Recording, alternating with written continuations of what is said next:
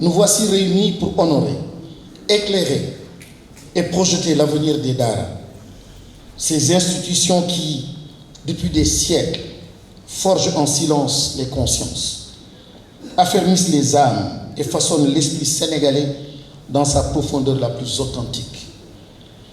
Parler d'éducation selon le modèle Daara, ce n'est pas seulement parler de mémorisation ou de récitation de Coran, c'est parler de discipline, d'endurance, de résilience.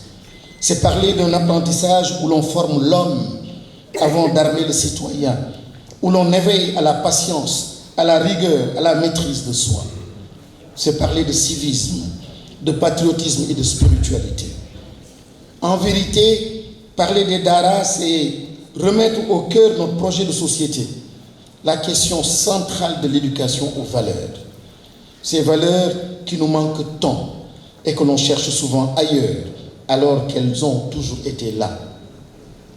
L'éducation des Daara, c'est aussi une école du savoir-devenir, un espace où le caractère se forge, où l'humilité se cultive, où la capacité à faire, à créer, à servir se développe au fil des jours. Derrière les savoirs disciplinaires transmis, se trament aussi des savoir-faire, des savoir-être et bien souvent des compétences professionnelles que notre temps redécouvre avec admiration. Alors posons la question en toute sincérité. Le modèle des Daara ne serait-il pas au fond le vrai modèle? Un modèle à revisiter, à revitaliser, à revaloriser, non pour le figer, mais pour en révéler la puissance civilisatrice et sa fécondité pour l'avenir. À l'heure où l'on parle de gisements de pétrole, de gaz, d'or ou de zircon, n'oublions pas que le plus précieux des gisements du Sénégal est ailleurs. Il est dans le cœur des hommes et des femmes qui, dans le silence des Daara, ont su transmettre la lumière du Coran. Le président de la République, son Excellence, M. Bassirou Diomaye Diakhar Faye, nous exhorte à explorer ces gisements spirituels disséminés dans nos terroirs, dans nos confréries, dans notre mémoire collective, afin de donner une âme, une conscience et une sagesse au capital humain qui portera la transformation systémique tant attendue à l'horizon 2050. Ces assises que nous lançons aujourd'hui ne doivent pas être un exercice d'apparat, ni une affaire de séminaire ou de conférence réservée aux experts. Elles doivent être enracinées dans le réel, aller à la rencontre des acteurs, dans les régions, dans les Daara reculés comme dans les plus établis. Écouter, entendre, comprendre, car c'est au plus près du terrain que se forgent les solutions durables. Dans cette démarche, les qualités humaines et les postures éthiques seront notre boussole. Il nous faudra de la transparence dans les intentions, du respect dans les échanges, de l'écoute sincère, une rigueur républicaine dans la méthode et surtout une générosité de cœur et un sens élevé du don de soi. C'est à ce prix que nous pourrons bâtir ensemble un consensus fort, légitime et transformateur. L'intégration des Daara dans le système éducatif ne saurait se faire en opposant les savoirs. Elle doit se faire en les articulant. Aux côtés du Coran et de la jurisprudence, les pensionnaires des Daara doivent pouvoir accéder, s'ils le souhaitent, à la maîtrise de l'informatique, de l'anglais, de la pensée critique, des sciences modernes, sans jamais perdre leur ancrage spirituel. L'ouverture n'est pas une dilution, elle est élévation.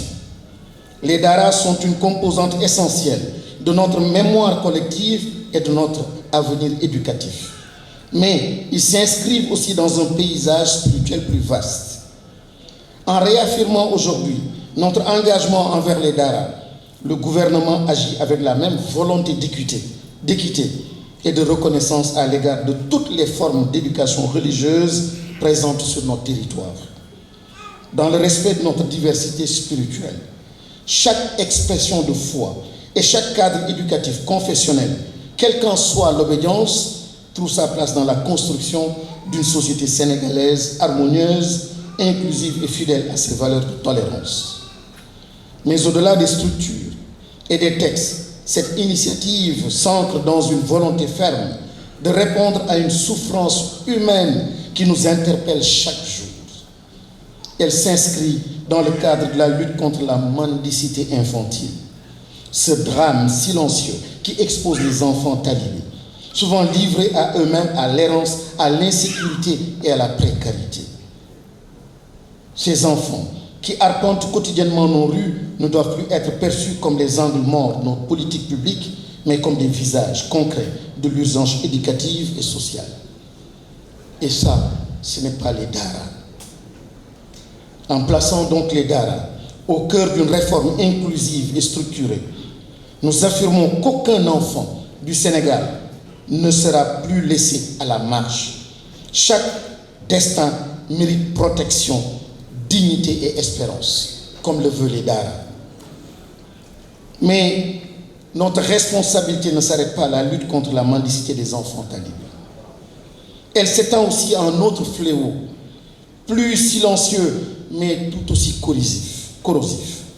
La banalisation de l'indécence et la perte de repères dans nos espaces éducatifs. Nous avons vu il y a 24 heures ce qui s'est passé dans certaines écoles.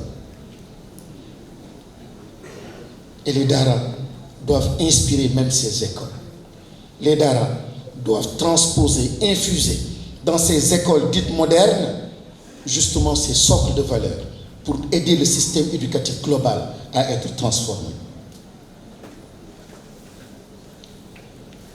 Il ne s'agit plus seulement de protéger l'enfant vulnérable dans la rue, mais aussi de préserver la dignité de l'homme dans la salle de classe.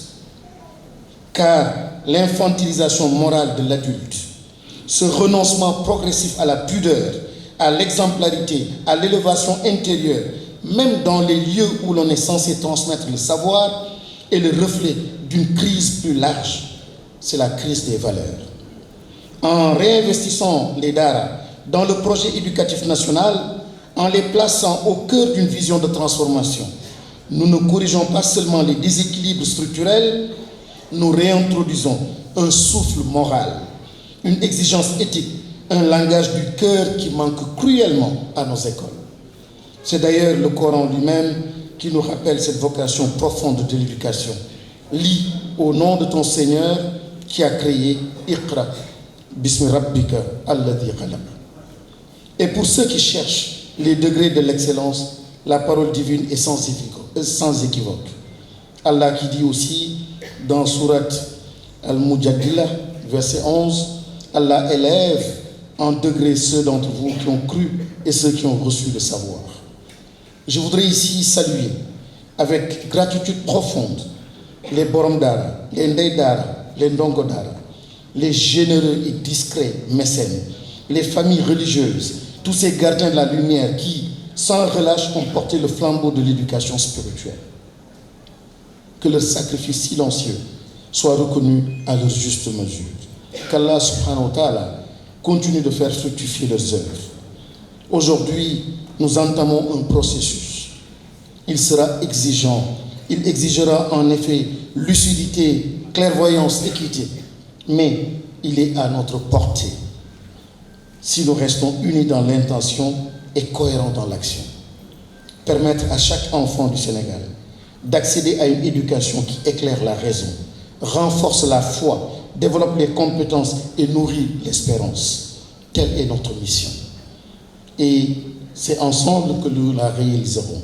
Au nom du président de la République, je déclare solennellement ouvertes les assises nationales des Daara.